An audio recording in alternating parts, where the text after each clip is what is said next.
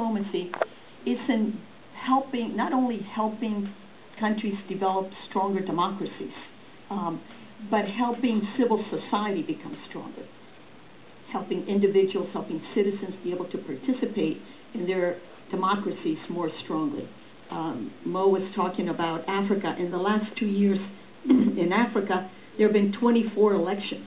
And so you begin to think about the role that technology can play in this area. So this concept of wanting to strengthen civil society really led to Secretary Clinton creating a concept which we use often called 21st century statecraft. She brought into the State Department a special advisor on technology, Alec Roth, who some of you have traveled with, who has been working in this area and can help us translate the way that we do this work within the State Department. One way in which this is being done is just to think of the myriad of ways in which you can help citizens make their governments more accountable. One of the examples that we've already begun to see in some countries is what happens when elections take place. A lot of the fraud in elections happens after the polls are closed and when the votes are taken from one place to another.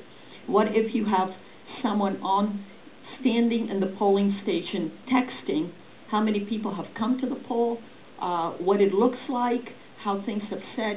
You immediately have online, real-time information so that you can really keep track of the elections in a way that you normally couldn't.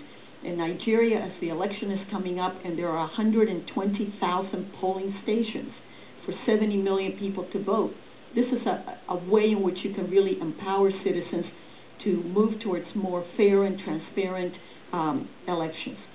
The second area that is, and you've mentioned it, this concept of net freedom, I am a little taken by the fact that even in the plenary today, one of the underlying assumptions that we have about all the technology that we have is that we have freedom of expression and that we can all enjoy the Universal Declaration of Human Rights, which allows us to seek, to receive, to impart information as we wish.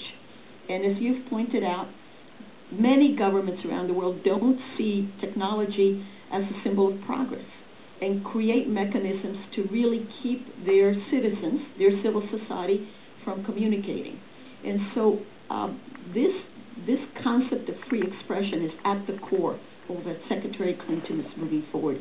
Whatever the technology, today is tweeting, tomorrow will be something we didn't remember. I used to spend all kinds of time looking over my 13-year-old daughter's shoulder, watching her to her instant, her IME. Well, that doesn't even exist anymore. So we will be having new technologies as they come in, and we want to be able to incorporate them. But a second thing that the State Department is doing is recognizing that businesses, the private sector, can play a very important role in ensuring that free expression is made available to everyone and does not contribute to limiting the expression by providing hardware that governments can use to block certain access to information. Or, I mean, we've seen all these examples with BlackBerry, with Google, with others. So these intersections between the private sector and free expression with a new technology is an enormously complex and important area. And this is one of the areas in which we are working very strongly. We've created a Net Freedom Task Force of a series of businesses in technology, hardware, software producers, and they come to the State Department, which is not often where they have come to meet, but and we discuss the complexity of some of these topics. So again, there are many other examples that one can give, but these, I think, are some of the ways in which we are really integrating these issues into the way that we operate. And you can tweet me also. So thank you. Thank you, Maria. So believe it or not, we have very little time left to turn to the audience, which goes against the interactive nature of technology. So as you are coming up with your questions, I would just like to acknowledge that one of the themes of this year's CGI has been to also focus on the needs here at home and to take a lot of what we've learned about what has worked in the third world and bring it here.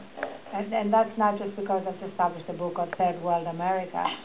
It's because we're looking around and we see the tremendous needs here. And while anybody raises their hand for a question, I'd just like to acknowledge one of my heroines here in the front row, Susie Buffett, who's just done exactly that in Omaha and is treating Omaha as her own family.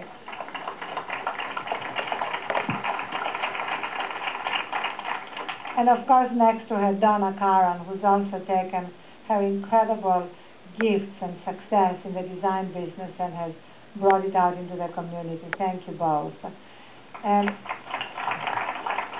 Yes.